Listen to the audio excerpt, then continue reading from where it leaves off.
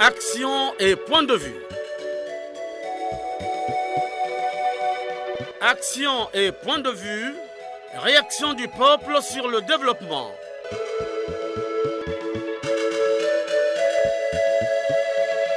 Présentation, Omer Elenga.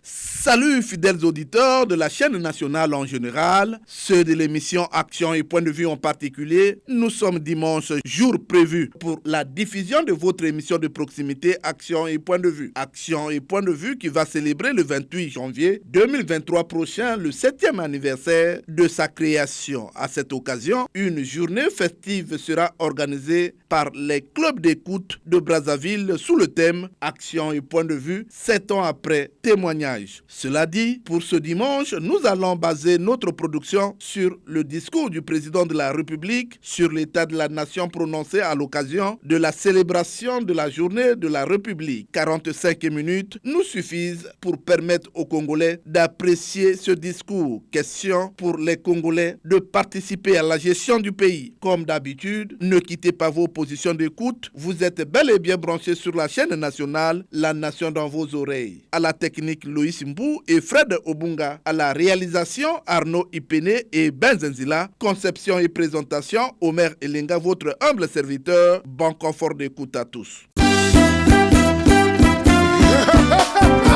Génie Charman, Congolais à Salama Pena Tongo na midi na Pokwa, côté à Bango, Bayoka Té, Tokolembe Bango Té. Chers auditeurs, le 28 novembre 2022 dernier, au Palais des Congrès, le président de la République, Denis Sassou Nguesso, a fait un message sur l'état de la nation devant le Parlement réuni en Congrès, à un rythme régulier et sans jamais faiblir devant le caractère impératif d'un devoir constitutionnel. Le président de la République, Denis Sassou Nguesso, a rendu compte au peuple devant le Parlement réuni en Congrès. Denis Sassou Nguesso a, dans son discours, abordé tous les volets, même le sport. Au plan économique, par exemple, Denis Sassou Nguesso a énuméré quelques projets réalisés en cours de réalisation. Je vous invite à réécouter Denis Sassou Nguesso dans cet extrait.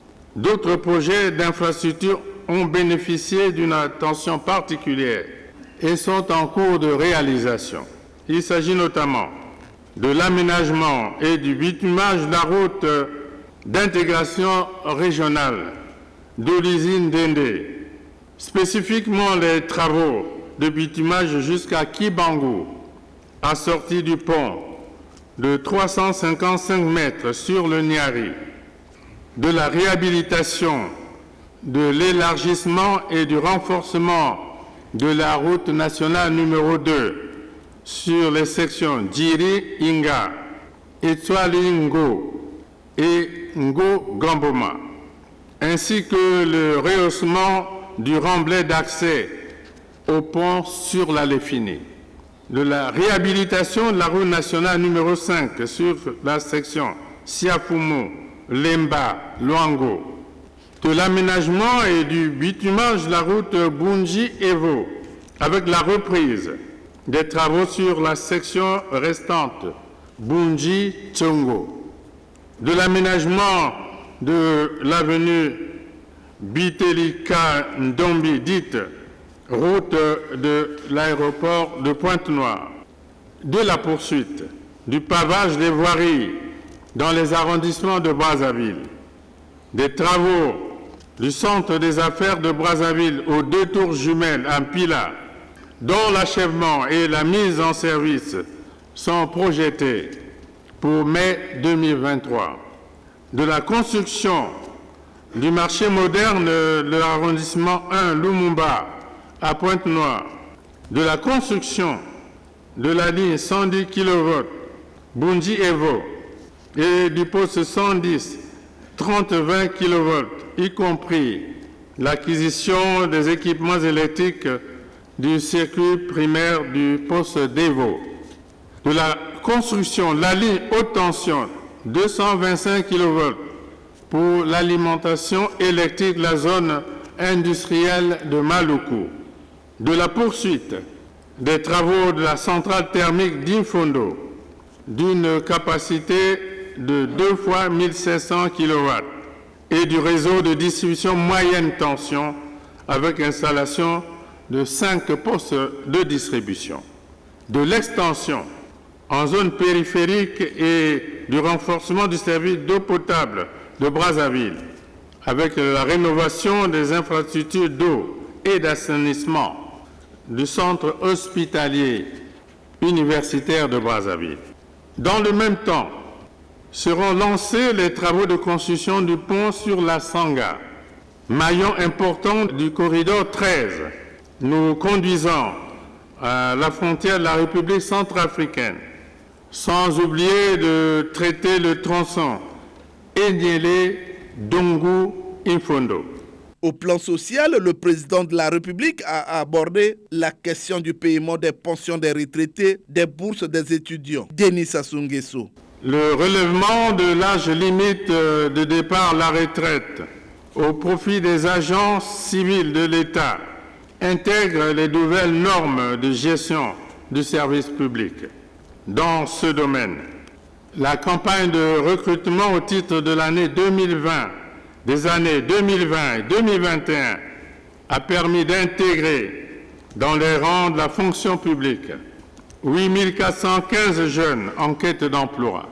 Ces derniers seront rejoints au titre de l'année 2022 par 3 940 autres jeunes. Cet effort de l'État sera maintenu, voire renforcé, durant la période 2022-2026. De façon générale, et malgré les turbulences de l'économie mondiale, les efforts déployés par le gouvernement pour garantir le paiement régulier des salaires et des pensions de retraite devraient être maintenus, voire redoublés, en intégrant désormais les bourses des étudiants actifs pendant que se poursuit la réflexion en cours sur les arriérés de bourses des étudiants et de pensions de retraite. Des solutions appropriées pour éradiquer la délinquance juvénile, l'insécurité périurbaine et les violences liées au genre qui prennent des proportions inquiétantes. Comme il fallait s'y attendre, la question sur les antivaleurs n'a pas été oubliée par Denis Sassou Nguesso. Denis Sassou Nguesso a interpellé la justice dont les prestations suscitent des débats. Denis Sassou Nguesso, une fois de plus. J'exhorte également notre justice à un réel réajustement des comportements, des attitudes et des pratiques des personnels en charge de dire le droit au nom du peuple. L'intensification de la lutte contre la corruption, la fraude et la concussion, à travers la consolidation de la bonne gouvernance au sein de l'appareil étatique en général et judiciaire en particulier, reste l'un des leviers majeurs de notre action pour rassurer nos partenaires. La tenue prochaine de la session du Conseil supérieur de la magistrature offrira l'occasion de mettre un coup d'arrêt à ces pratiques qui risquent de ruiner des pans entiers de l'économie nationale. Il reviendra au gouvernement de poursuivre cette œuvre de redressement des mentalités par des conseils de discipline et des sanctions exemplaires à l'endroit des fonctionnaires indélicats. Et oui, les antivaleurs, les antivaleurs, on en parle toujours. Un homme politique de l'opposition, pas les moindres, Angios Ngangia Ngambe, Angios Ngangia Ngambe, du parti MA, pense que le président doit lui-même commencer à sanctionner. On l'écoute. Qu'il commence d'abord à sanctionner ceux qui ont pris les 14 000 milliards, ceux qui ont volé, tout ça. Qu'il commence d'abord lui-même. Lui, il ne commence pas, il demande aux autres de faire. Il faut qu'il commence. Est-ce que les gens qui ont volé les panneaux solaires, on les connaît? Mais les autres, on connaît que c'est un tel qui gérait les 14 000 milliards. Mais qu'on commence par là d'abord, non? Chers auditeurs, nous recevons dans ce studio un citoyen congolais. Bonjour, monsieur Cyril. Bonjour, monsieur Merilinga. Alors, vous êtes un citoyen congolais. Vous avez suivi comme moi le discours sur l'état de la nation du président de la République prononcé à l'occasion du 64e anniversaire de la création de la République. Vous avez un point de vue à donner sur ce discours? D'abord, je dis bonjour et bon dimanche à tous nos auditeurs. Monsieur Merilinga, si vous exhumez vos archives sonores, vous allez vous rendre compte que le président de la République est déjà revenu plusieurs fois sur la dénonciation des mots qui minent et qui ruinent notre pays. Aujourd'hui, je vais m'appesantir sur la justice, qui doit être un gage pour un État qui se veut de droit. J'ai discuté un jour avec un avocat, il n'y a pas très longtemps, et cet avocat me faisait une révélation très troublante, qu'au Congo, 20 à 30% seulement des verdicts rendus par la justice sont conformes à la loi. Ça veut dire qu'il y a 80 à 70% des décisions de justice qui sont fantaisistes. Mais cela intéresse plusieurs inquiétudes pour un pays. On se veut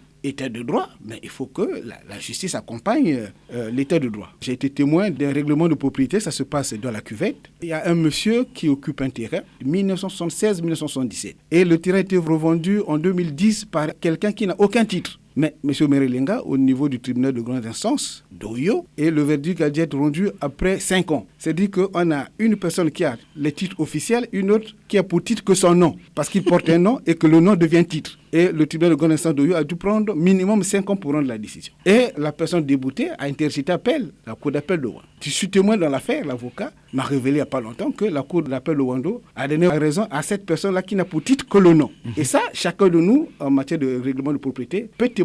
Ça, c'est un truc que j'ai personnellement suivi. Si quelqu'un avec sa sagaie n'arrive pas à piquer un éléphant, mais est-ce qu'il pourra piquer sur un CBC? Parce que ça, c'est une affaire très simple. Il a les titres officiels et que l'autorité locale présente à la justice. Et celui qui a comme pour titre le nom gagne le procès. Heureusement qu'il y a la Cour suprême qui existe. Sinon, mais où est-ce qu'on va aller comme ça, M. Merilinga? Est-ce que la Cour suprême a toujours raison? Malheureusement, c'est le dernier juge. Quand la Cour suprême a rendu la décision, eux-mêmes les techniciens disent, c'est revêtu de l'autorité absolue de la chose jugée. Donc, si la Cour suprême rend la décision, à ce moment-là, même s'il donne raison à celui qui n'a pour titre que le nom, mais on s'aligne. Mais pour le moment, on n'est pas encore là, on est encore au niveau de la Cour d'appel. Il y a eu un homme politique qui a dit, oui, il faut punir, il faut la sanction. Mais le président lui-même, il doit sanctionner. Je fais allusion à Ongios Ngangia Ngambe. Ongios Ngambe a tout à fait raison. Parce que la sanction, on ne fait que prôner. On l'applique presque pas. Sinon, peut-être dans la moindre des mesures. Et en réalité, il y a des cas de flagrance. On a des administrations partout qui devaient être réprimées quand on laisse faire. C'est-à-dire quand tu es sanctionné, si tu es malchanceux. Vous avez un dernier mot? Le dernier mot, c'est que c'est notre pays. Nous devons léguer à nos enfants, aux générations à venir, un pays quand même qui doit refléter l'image de ce qu'il a toujours été, pays hospitalier, état de droit, mais ce n'est pas en se comportant comme on se comporte aujourd'hui que nous léguerons un bon pays à nos enfants. Merci beaucoup. Un autre invité dans ce studio. Bonjour, Monsieur le Président. Bonjour, Monsieur Omer. Présentez-vous. Et Monsieur Bosenga Henri, le président de la Fédération des associations de retraités, la Caisse de retraite des fonctionnaires. Monsieur Bosenga Henri, alors vous avez suivi comme moi le discours sur l'état de la nation du président de la République. Alors c'était à l'occasion du 64e anniversaire de la création de la République. Qu'est-ce que vous avez retenu de ce discours? Bien, merci Monsieur Omer de l'opportunité que vous m'offrez de répondre à votre question. Le volet qui nous a plus marqué, c'est le volet social. Alors, qu'est-ce que vous remarquez sur le terrain? Est-ce que ce qu'on dit est palpable? Je le dirais sans embâche, il n'y a pas une seule fois où le chef de l'État s'est exprimé, à quelque occasion que ce soit, sans qu'il ait parlé du volet social, de la situation des retraités. Et je vous dirais que ce que nous avons retenu, c'est que ce que le président dit, le président n'a pas un pouvoir de bilocation, il ne peut pas être partout. S'il avait ce pouvoir, je crois que ça irait, parce que le président donne des instructions. Malheureusement, ce sont les exécutants qui ont de la lourdeur à mettre en pratique les instructions du chef de l'État. Et le président a eu à dire que depuis un certain temps, le paiement des pensions des retraités prend un cours normal, même si on ne parle pas du paiement des arriérés et arrérages. Sur cet aspect, nous remercions vivement le gouvernement de la République. Tous les retraités par ma voix rendent un hommage vibrant au chef de l'État pour son engagement inébranlable, parce que c'est le chef de l'État qui s'est engagé à faire qu'aujourd'hui, le paiement des pensions soit régulier. Parce que sa volonté, il avait exigé que quand on paye les salaires des fonctionnaires, on doit payer les pensions des retraites. Voilà pourquoi aujourd'hui nous avons la régularité de la paie des pensions. Le président a parlé de la situation de l'indice des retraités. Est-ce que vous êtes sûr qu'on peut aboutir à l'amélioration de cet indice? Nous disons que si c'est la volonté du chef de l'État, ça va aboutir. C'est d'abord le chef de l'État qui avait voulu. C'était une mesure sociale de faire que la valeur du point d'indice soit revue de façon progressive jusqu'à atteindre 300 francs en 2015. Donc, ça a eu l'impact sur les salaires, il doit avoir aussi un impact sur les pensions. Le problème, c'est la mise en pratique de cette directive du chef de l'État. Effectivement, parce que l'agent de l'État hier, sur la valeur du point d'indice, c'est 160 pour un salaire de 120 000. S'il cotisait 12 000 francs par exemple par mois, aujourd'hui la valeur du point d'indice est passée de 160 à 300. Donc son salaire qui était de 120 000 a certainement doublé ou triplé. Il ne va plus cotiser 12 000. Donc c'est cette valeur de point d'indice qui doit faire l'objet de la révision de l'assiette de cotisation pour que les pensions soient impactées par rapport à cette valeur de point d'indice. Donc c'est la procédure que nous devons adopter. Merci monsieur Henri Bosinga. C'est moi qui vous remercie. Chers auditeurs, le président de l'association des consommateurs qui a suivi lui aussi ce message n'est pas resté indifférent. Billy Malunga. Le message sur l'état de la nation devant le Parlement réuni en congrès, je l'avais bien suivi, mais en rediffusion parce qu'au moment où je suivais, il y avait coupure d'électricité pendant plusieurs heures. Mais qu'à cela ne tienne, le président de la République a apporté un accent particulier sur le financement des producteurs locaux. Ça, c'est une très bonne chose. Donc, il faudrait que le gouvernement fasse une bonne sélection en recensant les coopératives qui se trouvent dans tous les départements de la République du Congo. Il ne faudrait pas qu'ils prennent les gens qui sont dans les villes pour aller remplacer les autochtones. Non, parce que nous savons que dans ce pays-là, ça se passe souvent comme ça. Mais aujourd'hui, comme c'est une situation de tous, ce que l'association congolaise des consommateurs attend du gouvernement, c'est de mettre en exécution les paroles du chef de l'État. Bon, même si d'aucuns disent que le président revient sur les mêmes choses, mais nous le savons très bien que la répétition est la mère des sciences. Si le président revient sur les mêmes choses parce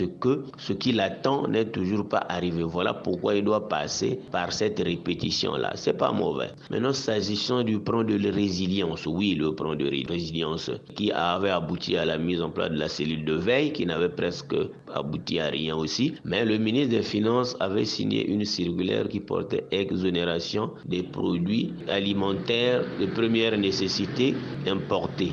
Jusqu'aujourd'hui, il n'y a pas vraiment un impact parce que le carton de cuisse de poulet qui coûtait, 14 000 n'est vendu à 12 000 alors qu'il doit être vendu à 6 500 comme avant, voire même 6 000. Donc, il faudrait que cette cellule de veille reprenne à travailler, que les Congolais se sentent heureux. Le discours du président de la République sur l'état de la nation fait délier les langues.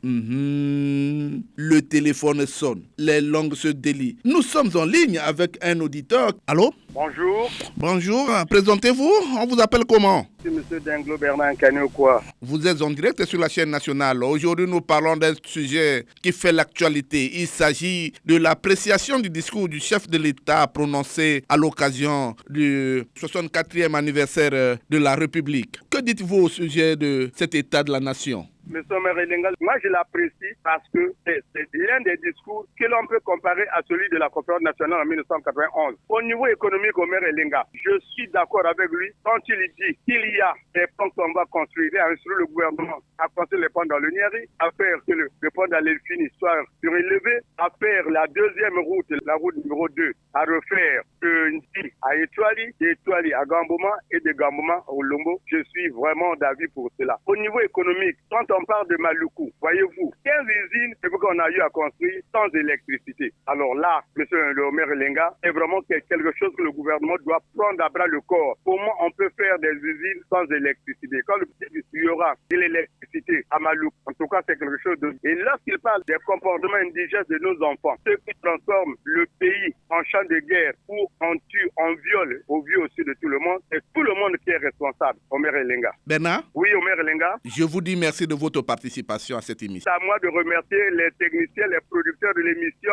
le directeur général de la radio et le ministre de la Communication pour tout ce qu'ils ne cessent de faire pour nous, citoyens qui intervenons pour le bien du peuple congolais. Merci beaucoup, à très bientôt. Un autre auditeur est en ligne. Allô? Allô, bonjour monsieur Omer Elenga. Bonjour, comment vous appelez déjà? Vous nous appelez d'où? Anissé Faustin de Ouessou. Anissé Faustin, aujourd'hui, nous parlons du discours du chef de l'État prononcé à l'occasion du 64e anniversaire de la République. Que dites-vous au sujet de ce discours sur l'état de la nation? Le discours à la nation était vraiment très appréciable. On sait que c'est un guide qui connaît bien son pays, mais il a distribué les rôles et à chacun maintenant de jouer sa partition. Lorsqu'il distribue les rôles, que ce soit la corruption, la corruption, que ce soit la fraude et tout ce que nous décrions. Mais il y a des gens qui sont placés pour mettre la main sur les fraudeurs. Mais si ceux-là ne jouent pas leur rôle, voyez-vous, c'est bien organisé. On met les gens pour frapper, pour regarder. Il a dit à l'Assemblée, les parlementaires doivent procéder au contrôle, le contrôle parlementaire. Mais s'ils ne le font pas, s'il y a la complaisance dans tout ce qu'on... Alors, avez-vous un dernier mot? Mon dernier mot, c'est que s'il y a ce que nous décrions, il nous manque de modèles. Voyez-vous, après 28 novembre 1958, les cadres qui étaient nommés au poste avaient pour modèle les Blancs. Ils se comportaient à peu près comme les Blancs, rigoureux dans la gestion de la chose publique. Mais maintenant, avec notre tour là, il n'y a plus de modèle. On a envie que ceux qui ont de l'argent, mais on ne cherche pas celui qui a la culture. Celui qui fait bien, il dit oh non, c'est pas toi qui vas arranger ce pays. Ça, nous n'avons pas honte. Et nous ne chargeons même pas. C'est malheureux, c'est que je parle, ça va sur les antennes internationales. Mais le président va parler pendant combien de temps, M. Moyer Lunga? C'est malheureux. Alors, Anissé Faustin, je vous dis merci de votre participation. C'est moi qui vous remercie, M. Omer Elenga. Le téléphone sonne toujours. Allô? Bonjour, monsieur Omer. Bonjour, comment vous appelez déjà? Flory Lungele, le département de la Likwala. Flory Lungele, vous êtes en direct sur la chaîne nationale. Aujourd'hui, nous parlons du discours du chef de l'État prononcé à l'occasion du 64e anniversaire de la création de la République. Alors, que dites-vous à ce sujet? Merci, monsieur Omer, de m'avoir fait l'honneur et d'apporter ma petite contribution dans le processus de la reconstruction nationale. Les obligations constitutionnelles de notre République obligent, confèrent à son Excellence, monsieur le Président de la République, M. Denis Sassou Nguesso, chef de l'État, d'établir à chaque manifestation officielle de présenter la vie de la nation. Bravo, puisque c'est un discours très économique, scientifique et technique. M. Omer, ce qui nous tient un peu à cœur, ce ne sont pas les mêmes discours que le Président de la République, si longtemps jadis, qui a prononcé pendant les décennies et des décennies. C'est des mêmes mots et des mêmes propositions qui reviennent. Et ce qui m'oblige d'apporter ma petite expertise sur la situation socio-économique que le Président de la République a présenté à la 4e anniversaire de la proclamation de la République. Il parle en termes de recrutement du personnel et la rétablissement de la justice. Dans le domaine de la santé, l'éducation et la formation sont les 3 piliers majeurs pour un pays. Et il parle de relance des activités économiques et en particulier l'agriculture qui est de priorité de tout. Mais monsieur Omer, prenons le cas du projet PEDAC, qui est le programme du développement de l'agriculture commerciale. Quels sont les efforts que cela donne? Rien, le chèque total. Le cas du projet Lustumbi, en particulier le département de la Likwala. Quels sont les atouts? Et cela, malgré les statistiques techniques, rien sur le terrain n'est pas pratique. Aujourd'hui, dans la Likwala, il a parlé sur la réhabilitation de la voie. Il faut bitumer la voie. Oui, c'était son obligation solennelle pendant les campagnes présidentielles que la population de la Likwala avait fait confiance au président de la République dans ces points qu'il vient de réitérer cette fois dans le programme national du développement, PEN2 2023-2026. Cela est une priorité. Certes, monsieur le journaliste, mais ce que nous attendions, c'est la concrétisation. Flory Lungele, je vous dis merci de votre participation. C'est plutôt à moi de vous remercier pour cet honneur et Likwala Tandele. Allô? Oui, monsieur le journaliste. Bonjour, comment vous appelez déjà? Je suis monsieur Pelio Boronga Poro. Alors aujourd'hui, nous parlons de l'appréciation du discours du chef de l'État sur l'état de la nation. Que dites-vous à ce sujet? Le discours du chef de l'État, c'est un discours de reprécision des orientations à la nation. Donc, il s'est adressé de manière ordonnée à la nation, à tous les citoyens congolais, et en descendant dans les ministères, ils doivent dorénavant corriger, exécuter, rattraper tout ce qu'ils n'ont pas pu faire dans un projet de société. Oui, monsieur Oboro. Oui. Le président de la République est revenu sur les antivaleurs, la corruption, la concussion, la fraude, alors que dans plusieurs discours, on ne cesse de parler. Mais les gens ne changent pas. On va faire comment? La véritable piste de la corruption doit certainement prendre fin lorsqu'on aurait emprisonné un à un tous ceux qui tirent le pays vers le bas, tous ceux qui ne veulent pas comprendre, tous ceux qui ne veulent pas s'assumer. Eh bien, on prend 4, 5, 10 autorités dans le pays, on les met en prison. En ce moment-là, ça va reculer. Tant qu'il n'y a personne ne sera jugé, personne ne sera placé en prison avec la culotte rouge, eh bien, ça ne sera qu'un simple mot. Les Congolais vont toujours profiter de ce boulevard qui gangrène le Congo et qui gagne le terrain au fur et à mesure. Et comme personne ne va en prison, eh bien, tous ceux qui sont dans les stages de ce mauvais chemin continuent à faire le boulevard. Donc, vous voulez parler de l'impunité, non? Dans un État qui ne crée pas de la discipline, dans un État qui ne crée pas de la rigueur, les prisons, les geôles sont fabriqués pour les malfaiteurs, ceux qui détournent l'argent de l'État. Et en ce moment-là, lorsqu'on aurait ravi les biens, meubles et immeubles, les maisons, les parcelles des gens, en plaçant le drapeau vert, jaune, rouge dans les endroits où on a volé l'argent de l'État, et pendant que le drapeau flotte dans un endroit où on a volé l'argent de l'État, en ce moment, le concerné est directement mis en prison pendant 5 ans. Si on ne fait pas comme ça, rien ne sera exécuté. Félix Oborongaporo, je vous dis merci de votre participation à cette émission. Je salue le ministre de la Communication qui jusqu'alors nous garde dans ces espaces-là. Je salue le DG de la radio et de la télévision, ce sont 2 frères jumeaux. Je salue le collège de tes journalistes qui t'entourent pour la réalisation de cette production. Je vous souhaite longue vie et bonne santé. Merci Félix Oborongaporo. Merci beaucoup. Les Congolais ont toujours soif. Allô? Oui, allô? Bonjour, comment vous appelez? Vous nous appelez d'où? C'est M. Emmanuel Massé, j'appelle de Pointe-Noire. La question aujourd'hui, c'est l'appréciation du discours du chef de l'État prononcé à l'occasion du 64e anniversaire de la République du Congo. Que dites-vous à ce sujet? Monsieur le journaliste, c'est un devoir pour le chef de l'État. Les symboles de la République sont là. L'hymne national est là, le drapeau est là. Ce n'est pas ce qui importe dans tout le cas. Je regrette beaucoup parce que ce soit le père de l'indépendance n'était pas aussi cultivé que cela. Aujourd'hui, le Congo a beaucoup gagné. Il y a maintenant beaucoup d'intellectuels, il y a des docteurs, des gens comme le Obenga, des gens comme le Lefouba. Je crois qu'il n'aurait pas accepté certaines choses, surtout la France-Afrique. C'est une erreur grave et gravissime qui nous a coûté il y a plus de 60 ans et personne ne se rend compte de cela. Les politologues disent que la politique gouverne le monde, mais l'économie dirige la politique.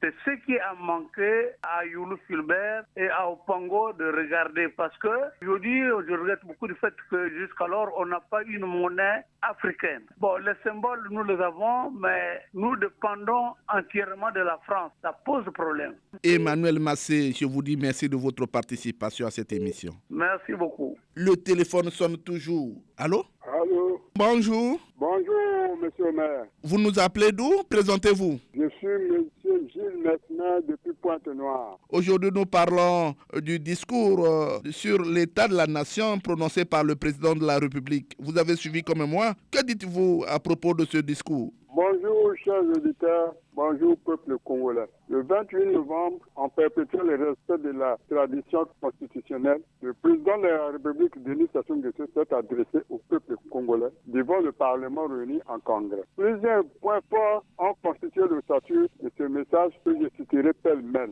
Le président de la République a demandé la cohésion totale. Au volet économique, le président de la République nous a rassuré des avancées significatives et nous a fait beaucoup de promesses. Sur le volet social, le président a promis continuer de payer régulièrement les salaires, les pensions et les bourses. Il y reste, monsieur le maire, cette perpétuelle promesse de payer les arriérés et les arrérages des pensions. Cette promesse qui date du défunt Premier ministre Clément Mwamba, père à son âme, qui jusqu'à nos jours n'a rien de concret sur le terrain. Sur le volet de la coopération, le président est conscient et conséquent. De ce côté, les Congolais peuvent être fiers parce que Denis Sassou Nguesso a une bonne politique extérieure. Le président a promis l'intégration des jeunes dans la fonction publique. Là aussi, nous avons l'œil dessus. Voilà Voilà en quelques mots, Monsieur Omer, mon appréciation sur le discours du chef de l'État à l'occasion des 64 ans de la proclamation de notre République. Je vous remercie. Oui. Bon dimanche au bureau d'écoute de PITA et de Kilomètre 4. Longue vie à l'émission et bonne santé à vous-même, Monsieur Omer Elenga. Merci, Jules Mesmer depuis Pointe-Noire. La question du genre, oui, la question du genre, elle est vivement souhaitée. Allô?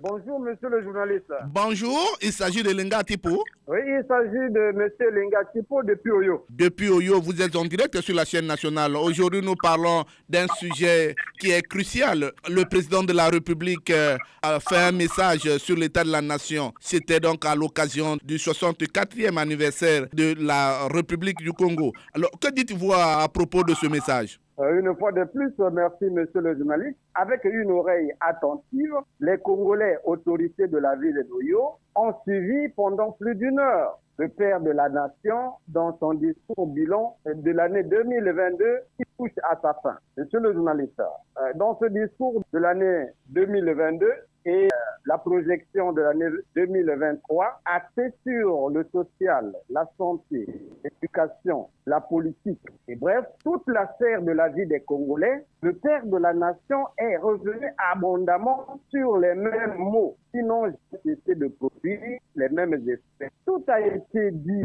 et bien dit, monsieur le journaliste, mais bien compris et bien exécuté, ce discours ferait le bonheur du Congo et des Congolais. Monsieur le journaliste, dans ce discours d'intérêt général, je vous certifie que Oyo, en sa qualité de ville présidentielle, n'a pas eu son compte. L'aéroport international d'Oyo-Olombo inachevé. Aujourd'hui, monsieur le journaliste, le quartier au Congo d'Oyo est en voie de devenir un grand fleuve. L'assistance humanitaire ici se fait sentir en termes d'urgence. Ce tableau sombre de la vie d'Oyo n'a pas fait, à notre plus grand regret, une préoccupation dans le discours du chef de l'État. À Oyo, nous suggérons au président de la République de veiller à ce que ce discours ne soit pas dans la pratique un simple coup d'épée dans l'eau. Aux parlementaires et aux gouvernants, et sans oublier la justice, qui ont été à nouveau interpellés, nous leur souhaitons bon vent dans l'exécution des tâches qui sont les leurs, dans la mise en pratique de ce discours. Dans la paix, monsieur le journaliste, nous gardons notre douleur à bras le corps. Et je l'ai dit et j'en ai terminé. Voici donc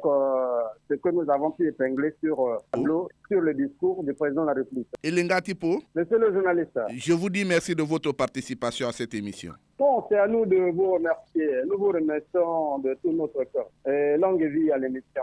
Merci beaucoup. Merci, Lenga Tipo. Allô?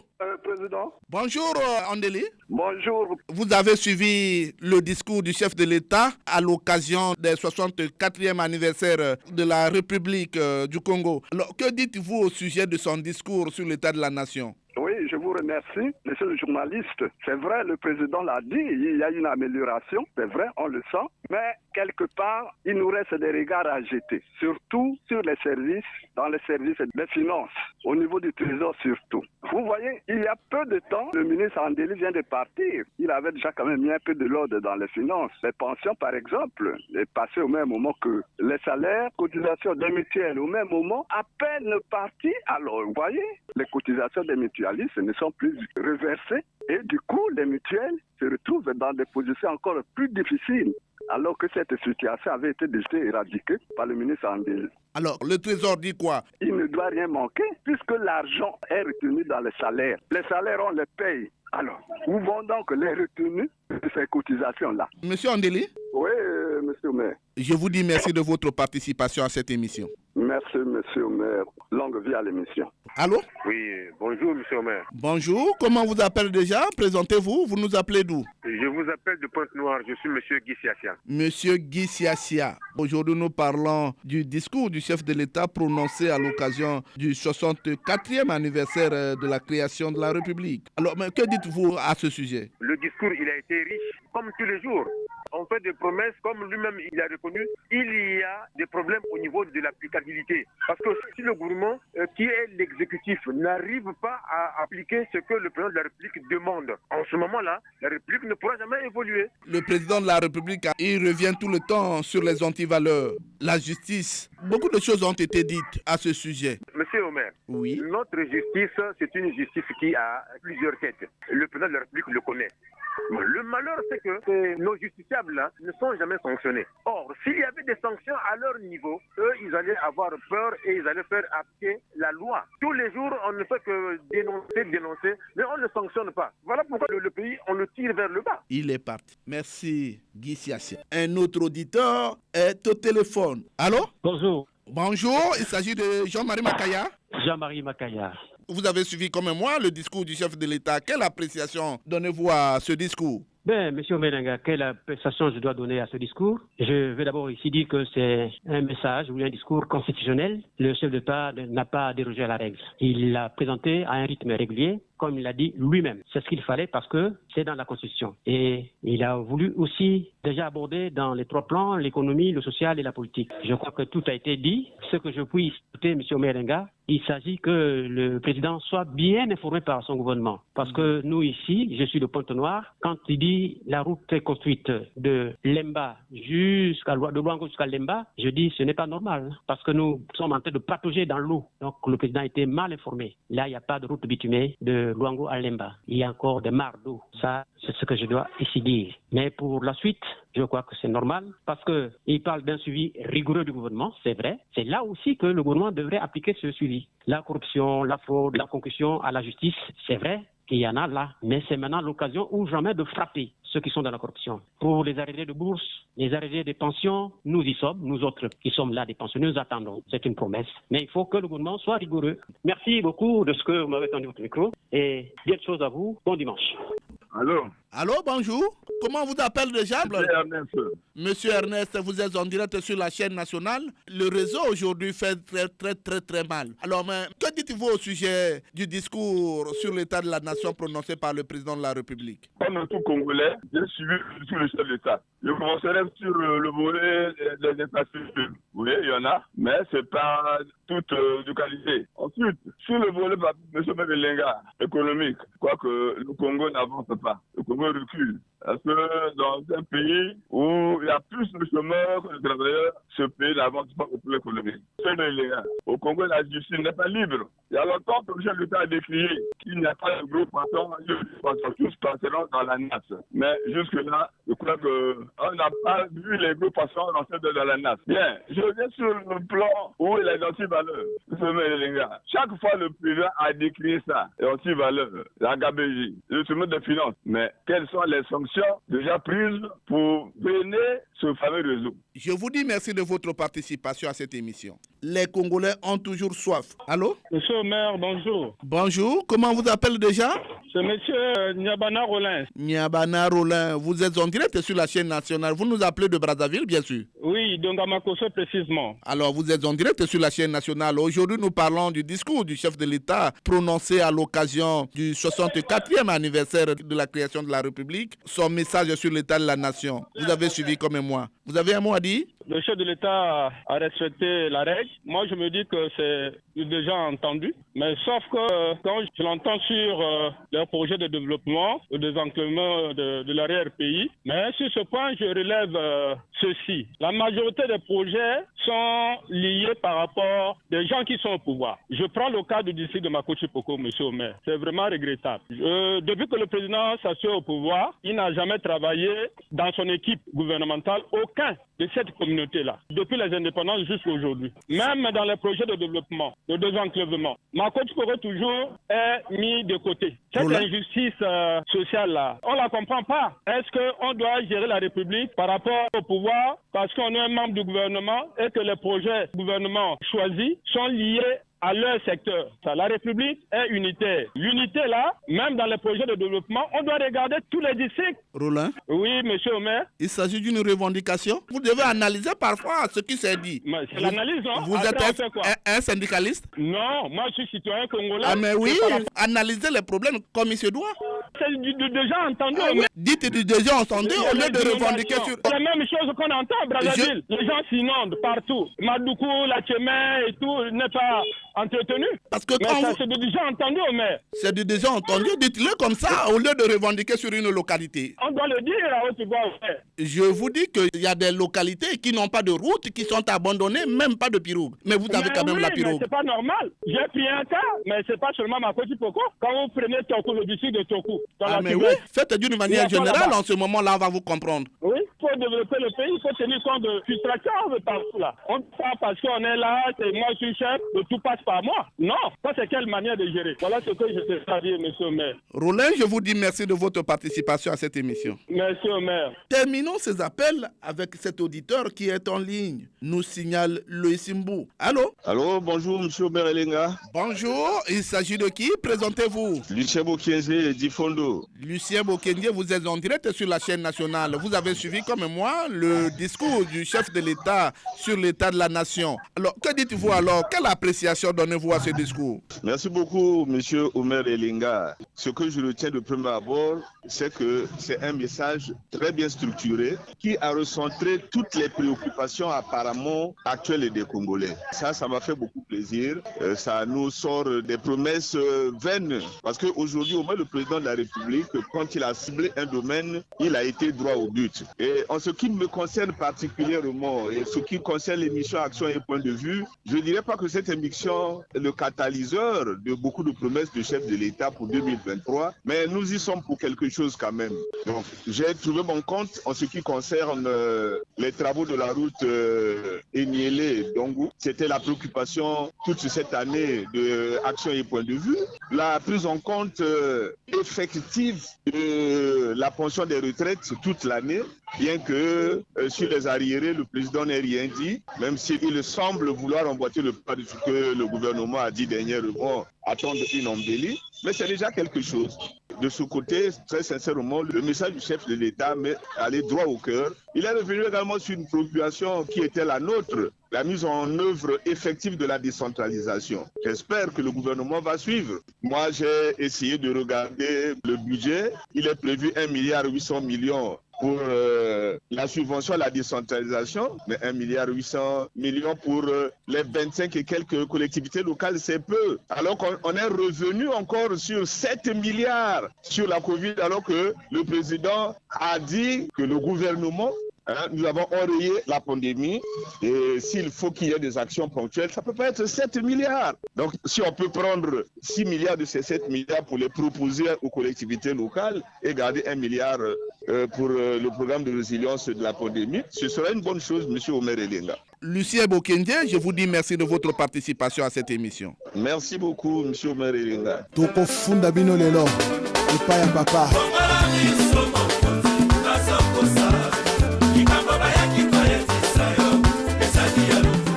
Et oui, les langues se sont déliées au téléphone. Le Congolais Londa attend son tour pour participer à la gestion du pays. On écoute les réactions du Congolais Londa, son langue de bois. Si on peut faire une comparaison, ceux qui brillent des antivaleurs, c'est plus les cadres qui gèrent ce pays. Et si vous allez à la maison d'arrêt, vous ne verrez pas un DG, un DAF ou des responsables des entreprises d'État arrêtés là-bas, ne fût-ce que pour le détournement des fonds. Mais quand ils se permettent de construire des maisons au vu aussi de tous, il n'y a même pas des enquêtes. Est-ce qu'un DG qui a la fonction publique qui gagne 800 000, qui gagne 1 500 000? Je ne crois pas. Comme ceux qui devaient appliquer la justice sont impliqués dans les antivaleurs dont le président de la République est en train de dénoncer. En ce moment-là, la machine est bloquée. À la maison d'arrêt, il n'y a que des voleurs, ceux qui ont volé le pain à la cité, ou bien pour des cas d'adultère ou des escroqueries à basse classe. Mais ceux-là qui commettent de vrais bévues, qui font reculer le pays par terre, ils ne sont pas à la maison d'arrêt, ils ne sont pas inquiétés. Allez au parquet là-bas. Ceux qui ont des contentieux, des gens fonciers. On n'a jamais fait les enquêtes parcellaires. Comment un procès parcellaire peut rester pendant 20 ans, 30 ans, au point où tous les témoins vont mourir, il n'y a pas de solution. Il y a ambiguïté à quel niveau? Est-ce qu'on ne peut pas trancher?